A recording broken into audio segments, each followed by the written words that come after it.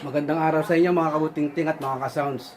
Ngayon po naman ang content natin ay tungkol kung paano mag-save sa mga Alisys Microverb 4 ng kanyang mga preset sa user at saka kung bakit kailangan natin mag-save o mag-store ng mga preset sa user.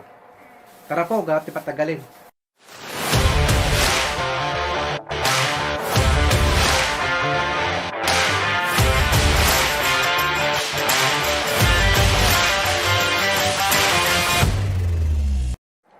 Mga ka-sounds, mga kabutingting, ito po yung gagamitin natin na Alisys Microverb 4 presets Programmable 24-bit Signal Processing. So ito po yung ating external effects processor, no? So mapapansin nyo po ang dalawang digit na to, iyan ang pinaka-preset niya pag dalawang digit ang lumalabas. So, 00. Pag pinindot natin yung bank MIDI na to, ito, magkakaroon siya ng 3 digit. So, yan ang user. Sa user na yan, diyan tayo pwede mag-save. Balik natin sa preset. Focus lang natin konti. Yan, balik natin. Sa kada preset niyan, mula 00 hanggang 99, kada isang preset niya may kanya-kanyang timplada. So, kada timplada ng kada preset depende sa inyong panlasa kung paano nyo i-edit. Halimbawa, ito ay sample natin to. Sample natin itong 00. Testingin natin. Check, hey. Sound, check. Galawin natin. Halimbawa, pagka binuksan nyo siya, yan pa lang yung pinaka-preset niya natutunog. So, ito yung vocals effect na tumutunog, no? Ano siya? Whole 00 sa preset. Sa whole 00 sa preset.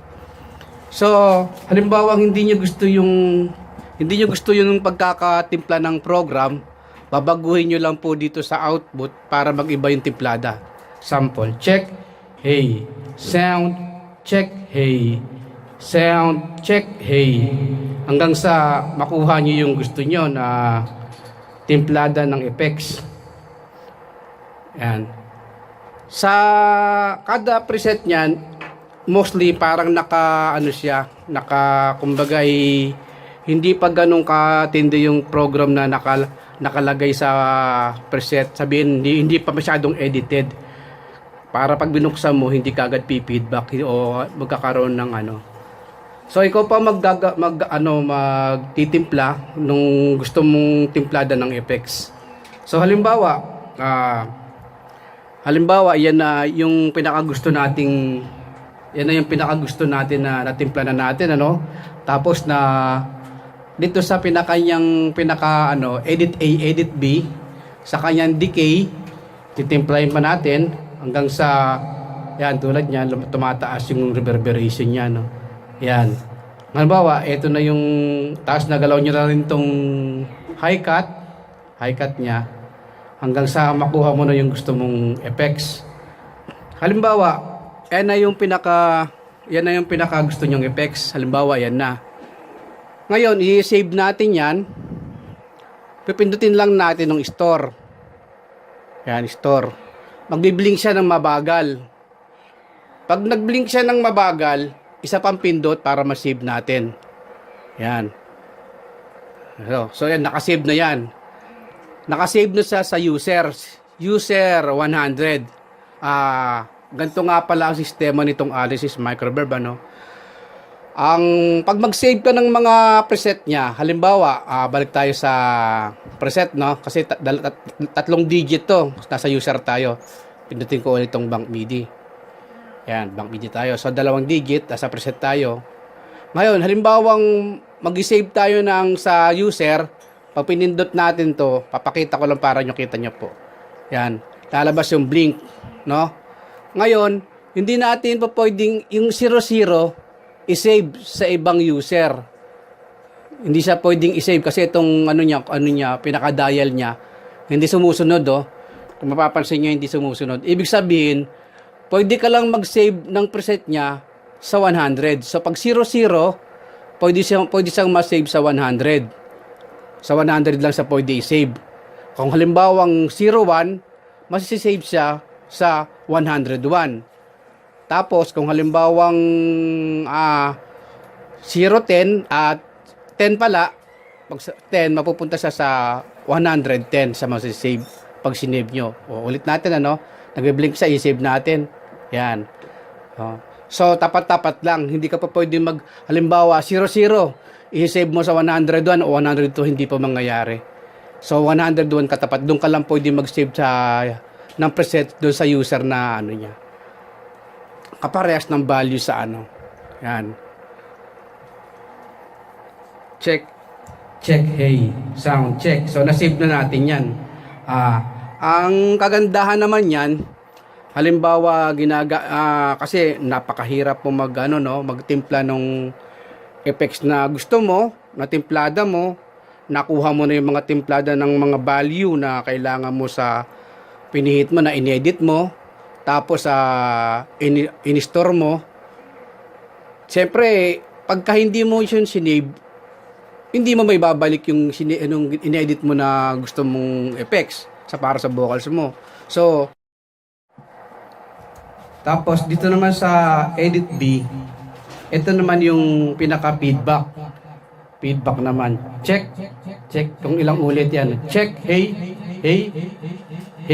sound. Check, hey, sound. Pag sa baba naman mabilis. Check, hey, check, hey, sound. Yan. Halimbawa, yan na yung na-edit mong effects na gusto mo. Pwede mo na siyang i-save. So pipindutin mo lang ulit to, store. Yan.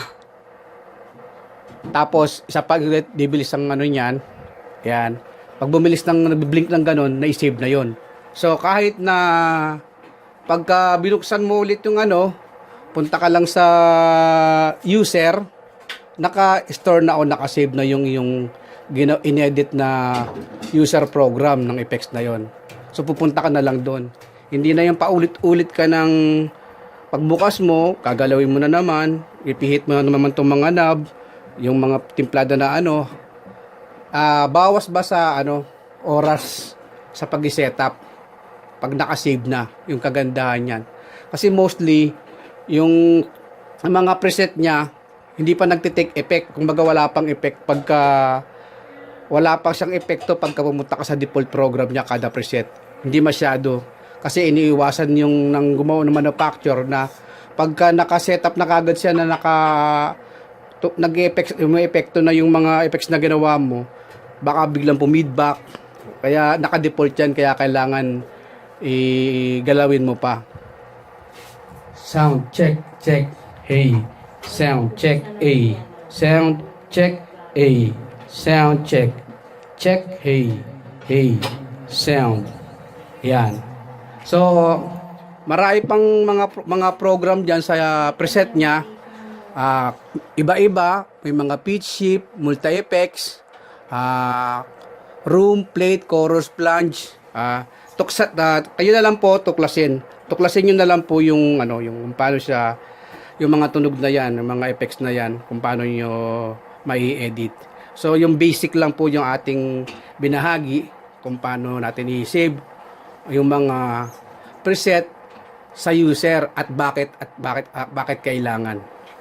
So mga kabutingting at mga ka-sounds, hanggang dito na lang po ang ating content at maraming salamat po sa panonood ng aking content. Maraming salamat po sa mga silent viewer, sa mga subscriber na walang sawang sumusubaybay sa ating channel. Maraming salamat po sa inyo. Bye-bye na po. God bless po.